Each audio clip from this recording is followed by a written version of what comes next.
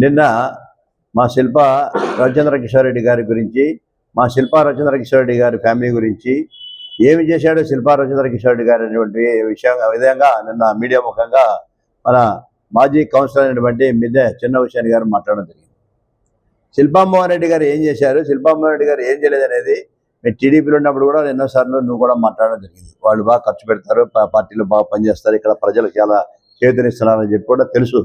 కానీ ఈరోజు ఎవరి పార్టీ ఎవరి అభిమానం వాళ్ళు పెట్టుకోవాలి. కానీ మా శిల్ప వాళ్ళ గురించి మాట్లాడితే మేమెందుకు కోరుకుంటాం? మీరు మీ పార్టీ గురించి మీరు మాట్లాడుకోండి, మా పార్టీ గురించి మేము మాట్లాడుకుంటాం. అంతేగాని లేనిపై ఎదుటి శిల్ప వాళ్ళ ఫ్యామిలీ అటువంటిది ఇటువంటిది అని మాట్లాడితే మాత్రం మేము ఓర్చుకునే ప్రసక్తే లేదు.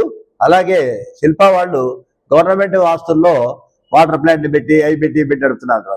అంటే only water plant government property ఇస్తానే వాటర్ ప్లాంట్ షెడ్లు ఎవరు వేస్తారు, అక్కడ ఎంప్లాయీస్ని ఎవరు రిక్రూట్ చేస్తారు, అక్కడ మెయింటెనెన్స్ ఛార్జెస్ ఎవరు కడతారు, ఇవన్నీ ఎవరికి వస్తాయా? అదేవిధంగా ఈ మాట్లాడేటువంటి వ్యక్తులు వాళ్ళు కూడా పెట్టమనండి. ఇప్పుడు మన సోదరుడు చెప్పాడు కదా, వాళ్ళు కూడా పెట్టమనండి.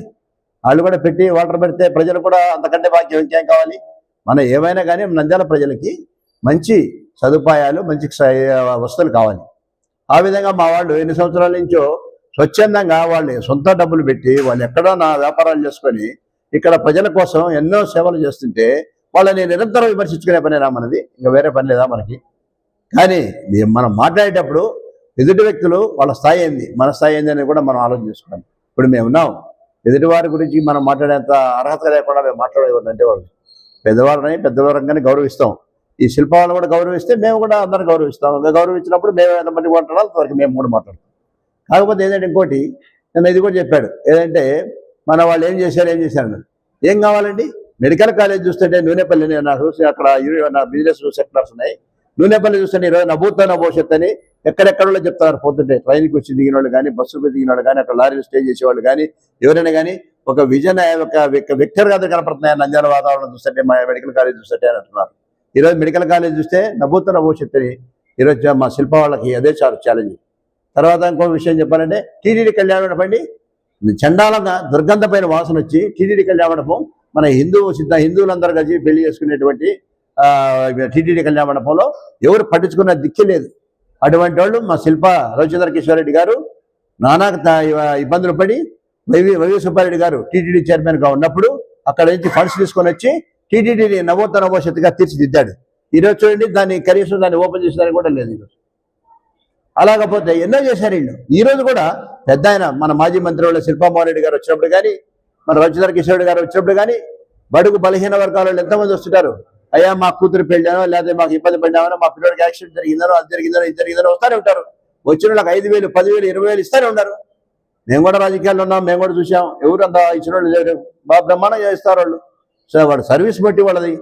ఒకటే చెప్తాడు ఆయన, ఎవరినే కానీ మీరు దుర్భాషలాడి మాట్లాడితే మా కార్యకర్తలు కూడా చెప్తాడు, మా నాయకులు కూడా చెప్తాడు. మోహన్ రెడ్డి పోయినప్పుడు హైదరాబాద్ పోతే కలిసిదే చెప్తాడు. ఇక్కడ మా రవిచంద్ర కిషోర్ రెడ్డి గారు కూడా అదే అంటాడు.